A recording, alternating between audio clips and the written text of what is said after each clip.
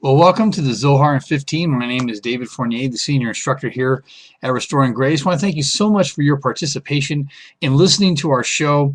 It has been doing really well on Blog Talk Radio, and it's also available in a video format on Ustream.tv. Again, that's Ustream.tv. And I encourage all of you that prefer the video type, you like to see the things that are going on, look around and taste it and feel it, that you'll be more than glad to check us out over there. I want to talk to you tonight, those of you listening live and also listening archive. I want to talk to you tonight about spiritually transforming and some of the challenges that we go through. You know, this has been an especially a difficult time for many people. Just this week we had our elections of the president, and half the people were happy with the guy we got and half the people were not. And there's been a lot of conversation about what to do, and for many of my Christian brethren, they feel betrayed. They feel like that there's a their guy should have won, and all these different challenges that have come up. And in light of that, I want to talk to you tonight about a couple of things. I want you to know that when you make a wrong turn, when you hit a blockade on your trip, your GPS will say this to you: recalculating. My son and I, Matt, were down in Pueblo trying to find the state park so we could go play some disc golf down there. And we got spun around and we punched in the address in the little GPS and it told us where to go. And one of the roads was blocked and we had to make a right turn instead of a left. And it was like, you idiot, I told you to turn left. And then recalculating. And that's because a GPS never loses sight of its destination. It always knows how to get you to the end goal. Now, spiritually, what can occur is that we don't set goals and we don't set landmarks. Let me explain that to you. Say that again. Spiritually, we don't set goals and we don't set landmarks. You know, in my business, maybe in your business, we look at things. We look at this time last month, this time last year. What are we trending? What are we forecasting for? There's a lot of things we look at to give us a sense of whether we're really getting something done or whether we're not getting something done, whether we feel like we're moving forward or we're not feel like it.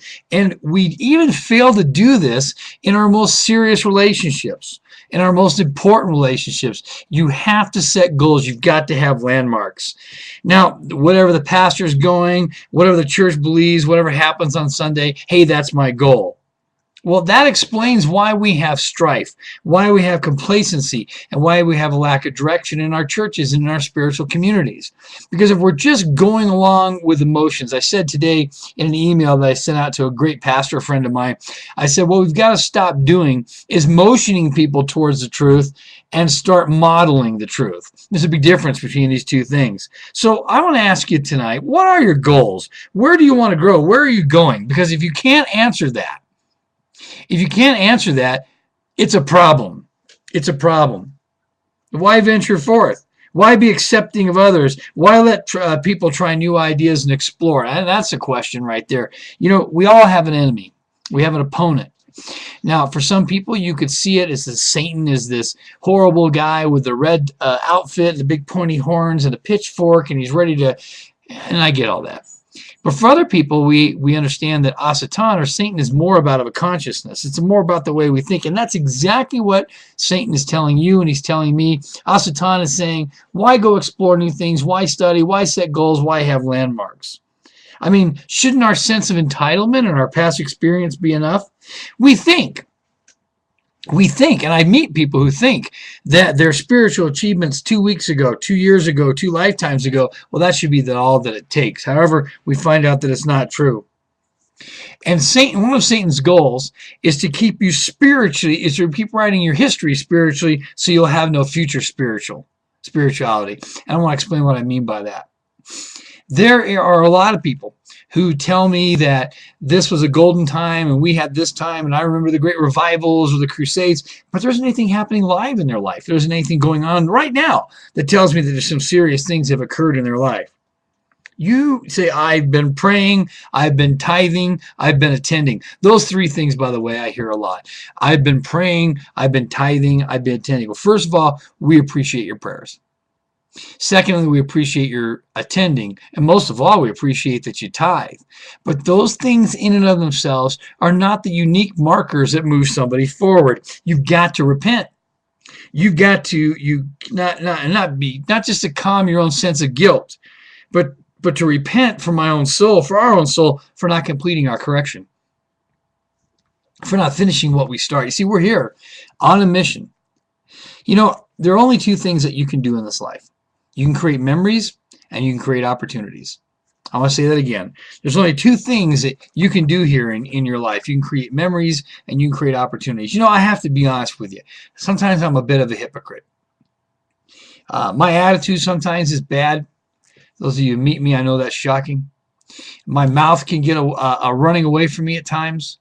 But you know what I love more than anything? Even when we're going through hard times and difficult situations, I love seeing somebody laugh, sharing a joy with them, doing something that can help them feel better maybe about the situation that they're in. It's called tikkun. It's called correction. It's called making a difficult situation right. But we also need to publicly confess about the conspiracies in our own mind. I'm going to get to that in just a minute after we get back from our commercial break. So once again, I want to talk to you about kind of having these spiritual conspiracies in our own mind. We'll be right back. Looking for something different at your next retreat, Bible study, or weekend seminar? Restoring Grace could be the answer for you. My name is David Fournier, Senior Instructor here at Restoring Grace, and we gladly support, encourage, and minister in many churches across the country. You can reach me at dave@restoringgrace.com. Again, that's dave@restoringgrace.com. Or you can call 719-233-6265. 719-233-6265 for your next upcoming event.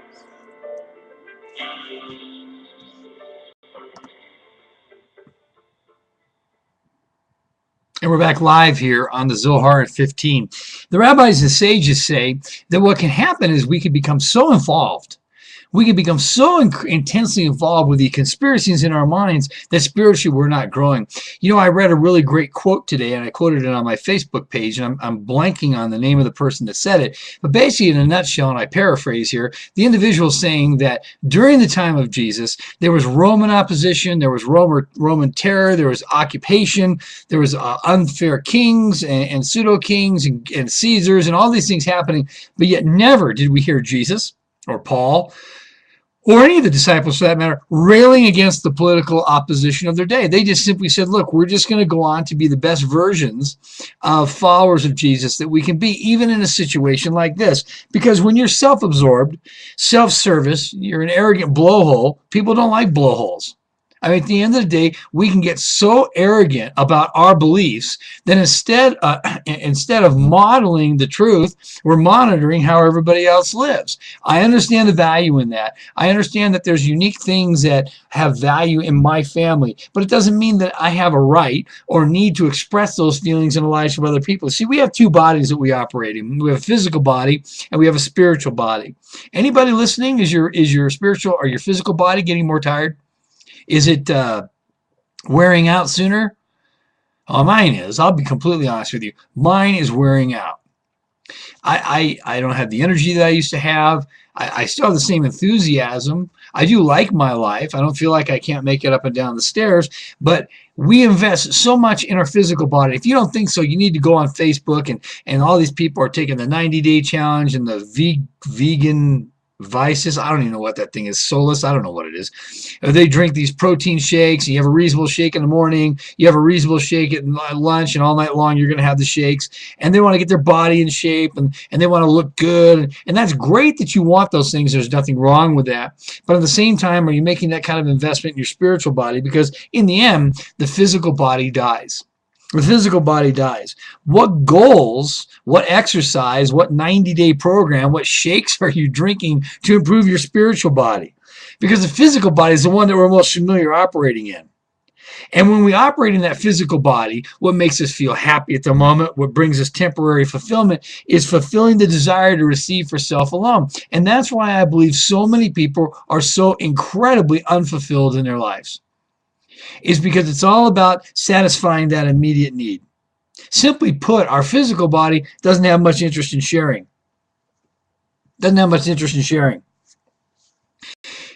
Except when it comes to things that make it feel better. For example, if you ever met somebody that all they talk about is negative things, they have pleasure in speaking negatively, evil speech about other people.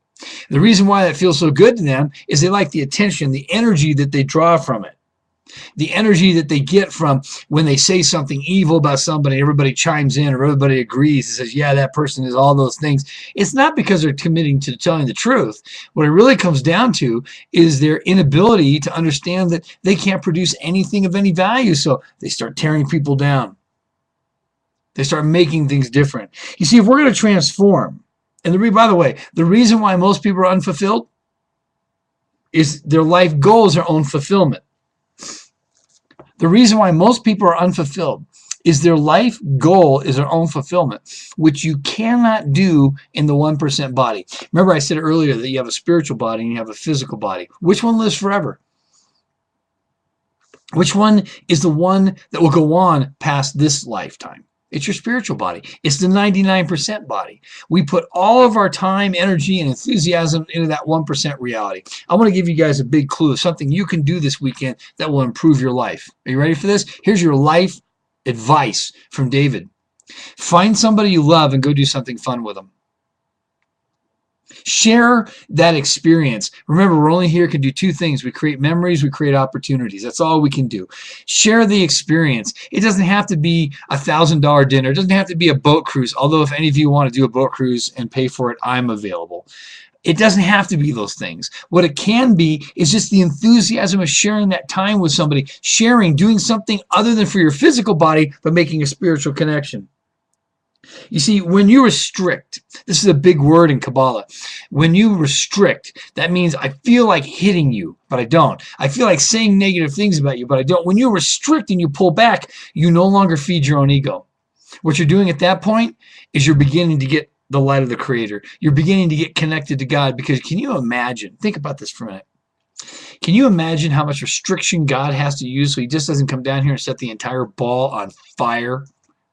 Every day he has to restrict. When you stop saying stupid things, when you stop speaking negatively, when your mouth can now be used for something for the cause of good that can bring the light from God, the light of the Creator. When you can get to that point, then you're beginning that transformation that we talked about. You know, if you're sharing in the easy things, that's what I've noticed people do. They share in the easy things. Connecting with people that admire you or people that feed your ego. You're not a Messiah. You're not a channel for God. Neither am I. You're just a great actor. You know, I was thinking to myself, so many of my friends, and God bless you, there's so many things that are happening right now that are so difficult for everyone, and I appreciate that. But so many of our friends are really battling right now because they feel like through this last past week, 90 seconds, they feel like in this last past week that Christianity has been redefined. And to a sense, it's true. Because the world that we had before is not the one that we have now. But what never changes is our need for God. Because you don't want to be just a great actor in this life. You want to be a great contributor. You still need to go to places that are hard for you, places that are hard for you to correct, places that are hard for you to connect. And maybe that's what this time is all about. Maybe this election, maybe this America, maybe these things that we see aren't going the way we want because God sees something bigger for us. You go to church. You think you change church with your ego. You can't. See, ministry, working, contributing, sharing is not about ego growth or even feeling better about feeling bad. It's for total removal of our ego, and we've got to change our desires. So 3 things real quick in the last couple seconds. Number 1, be accepting and be open to pain and mourning. Accept the message that we are shown and accept responsibility for it. And elevating ourselves in every connection to a level of being a giver and not a receiver. My name is David Fournier, one of the instructors here at Restoring Grace. Thank you so much for joining me, and I look forward to seeing you next week on Zohar in 15.